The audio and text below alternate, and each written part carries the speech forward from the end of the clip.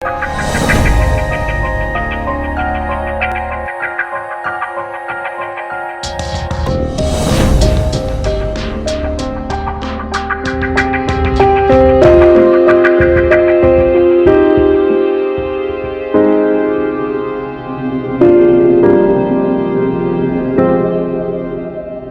we're talking about here tonight is a huge spiritual challenge to even face. It requires a lot of spiritual fortitude, and all of you sitting here who are willing to learn more about this are really to be congratulated. You're among the bravest people and in the area, for sure.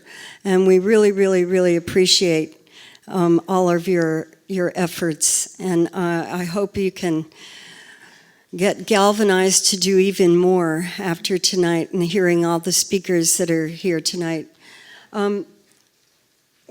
We live along the West Marin coast, and in this beautiful, beautiful state all along the coast will be accumulating more radiation from Fukushima.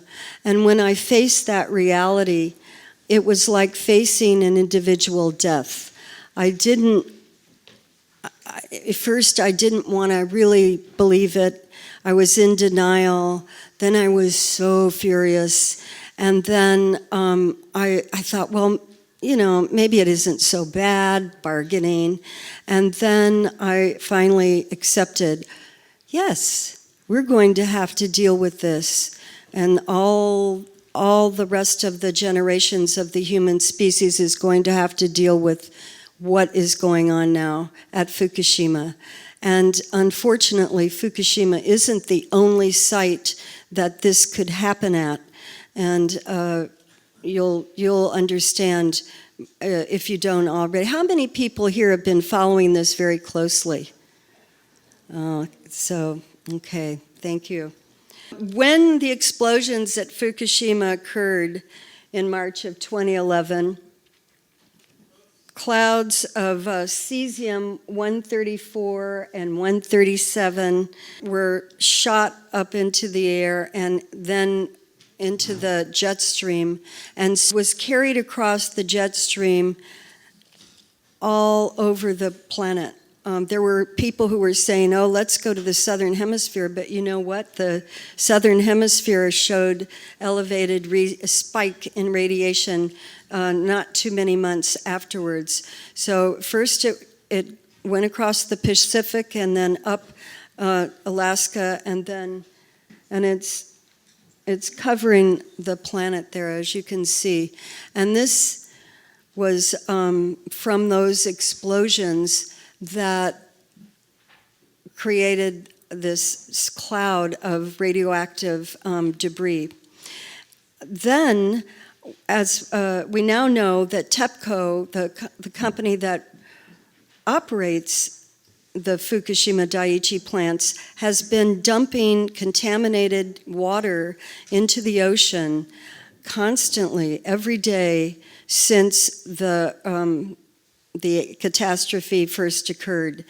They can't really help it. I mean, they could if they had done early on what some engineers have suggested, like Arnie Gunderson, but they have groundwater flowing through. The groundwater picks up the contamination from the melted through reactors, as well as the water that's created by trying to keep those reactors cool and trying to keep the spent fuel pools cooled, all of which would create even worse problems if they weren't constantly inundated with water. This shows how the ocean currents move through the entire planet, the global conveyor belt.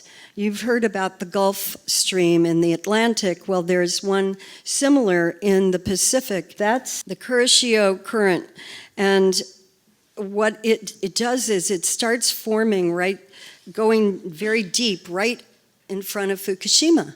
And then it moves across and up, over to the North Pacific, goes up to Alaska, along Alaska, and then down the entire west coast of North America. And then it loops back again. And then the convergence zone there, where the North Pacific gyre is, where all the plastic congregates, and has been moved. It's sort of like the belly button of the Pacific. And that's where the concentrations are the highest of the radiation right now. The National Oceanic and Atmospheric Association, NOAA, along with the GeoMar Research Center for Marine Geosciences, have put together a simulation based on a tracer cloud that they've injected dyes into the ocean. And what that showed was this kind of dispersal. And they can see the days above there on the upper left, and how quickly it's moving through the ocean, because there's surface currents as well as the looping currents. And what that has shown in their simulation, and by the way, their simulation was based on only one release of about a couple of weeks. They didn't say how exact they were, but as we now know, this is a continuing release. So that has to be added into their understanding when they did this simulation. But it's still useful to see how it moves and disperses throughout the Pacific.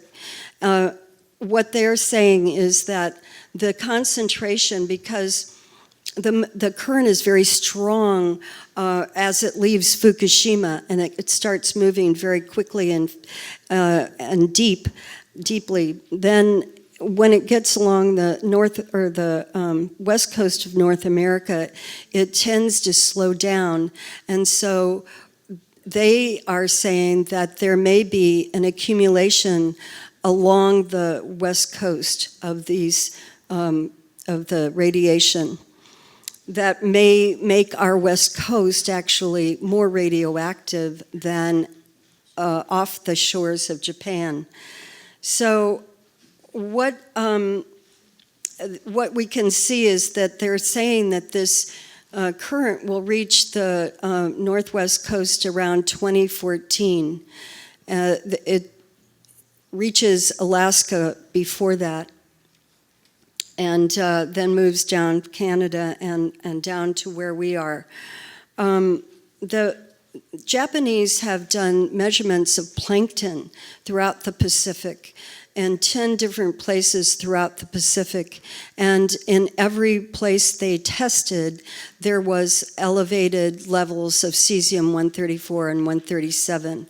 The greatest concentrations were in this Pacific gyre area in the center that actually is northeast of Hawaii, I believe.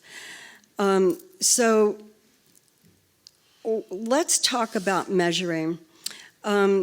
Shortly after the catastrophe, many of the government radiation monitors that were supposed to protect us from inadvertent exposures were turned off. They in their wisdom, decided that we didn't need to know anymore about what was happening. But what happened was people in some universities measured the kelp off the shore of Long Beach and found that the levels of iodine-131 were elevated immediately after the catastrophe. And bluefin tuna, which are migratory fish that actually spawn next to offshore in the Fukushima area, did have cesium. And they were surprised about that because cesium can be excreted from the body, but the fish actually still had measurable levels of cesium in their flesh by the time they got to the West Coast, where they were caught and checked. And so the second year after Fukushima, bluefin tuna were again tested, and 15 out of 15 also tested high in elevated levels of cesium. But the scientists who measured that said, oh, not to worry, those levels are below our level of concern here in the United States. However, the United States permissible levels of radiation, the guidelines are 1,200 becquerels per kilogram, which is among the highest in the world. And so it's not health related. They just decided 1,200 becquerels per, and a becquerel is a decay per second, a disintegration of a radioactive particle per second. So it's okay to eat things that have 1,200 becquerels per kilogram in your body. That's what they're saying. When you talk about radioactive contamination, the most severe damage occurs from the radioactive particles getting inhaled or ingested through food and water, and then they lodge in your body. The body recognizes cesium the same as potassium. Just like you've heard about iodine, 131 radioactive iodine is absorbed by our thyroids, which use iodine and must have iodine. Well, the same thing happens with cesium. Cesium is recognized as potassium, so it's taken into the muscle tissue. It can get into your digestive tract, but that way you can flush it out if it's in your digestive tract through eating apple pectin, for instance. That's been proven by studies on children after Chernobyl. Strontium-90 is now, we're seeing has been measured in what's been released as well in the water. And strontium-90 gets absorbed as calcium and goes into the bones and into the teeth. So it would get into fish bones as well and teeth. And then that's harder it doesn't get excreted. So these are the things that we're having to deal with now. And going back to the 1,200 becquerels per kilogram, Dr. Yuri Bandajevsky, who is a medical doctor who's the head of the medical institute at Gomel Institute of Medicine in Belarus. After Chernobyl, he did testing of autopsies of tissues from children's autopsies, and he found that cesium caused disease to begin at the level of 11 becquerels per kilogram, and that disease was permanent by the time it was 50 becquerels per kilogram. So if you constantly ingest food that is allowed to have 1,200 becquerels per kilogram, you can imagine how quickly that would get you into disease levels, and particularly children and pregnant women and infants. Also, the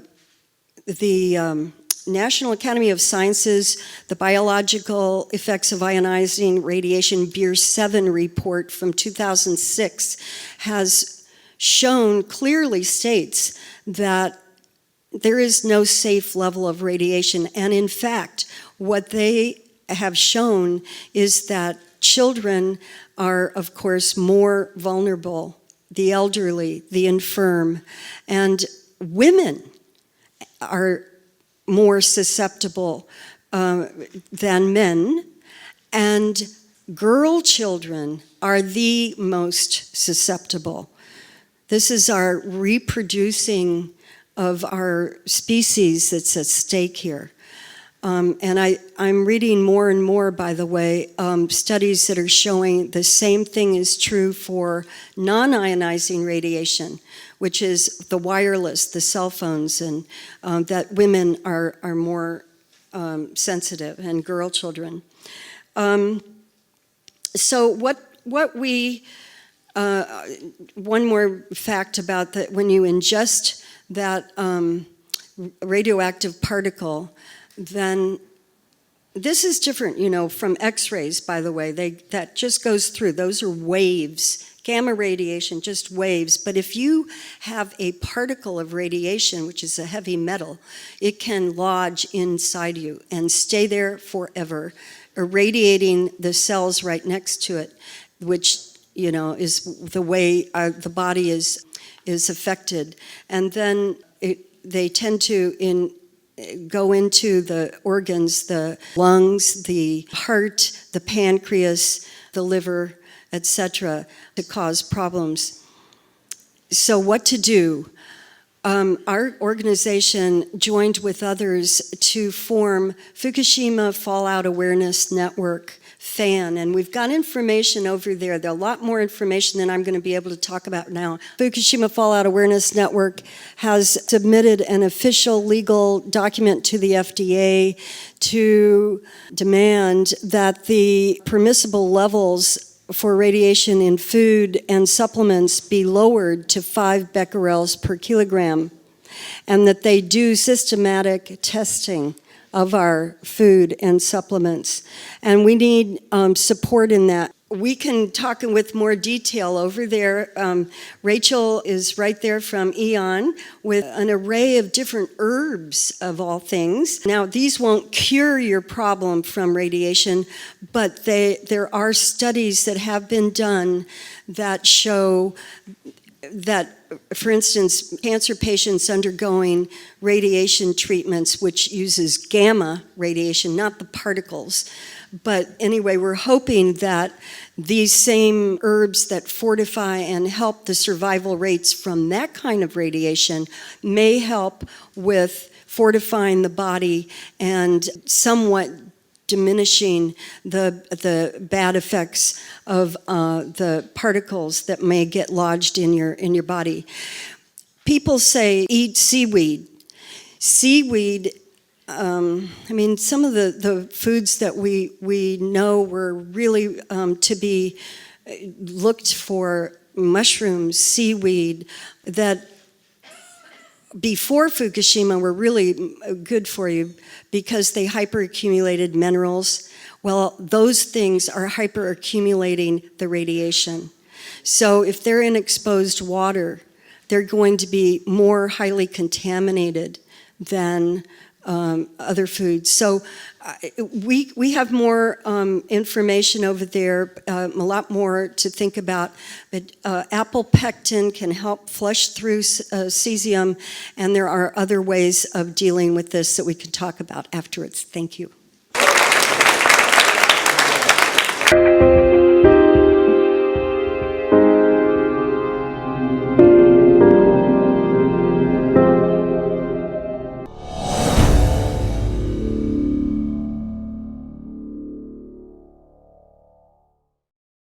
We need to get subscribed and get this unity stronger and beat YouTube at their own game. Okay, that's what this is about. Like I say, go to the remix button, hit the remix button. That way you'll have this video and keep up with this. Otherwise, you know, YouTube's just going to control us, guys, and it's really bad.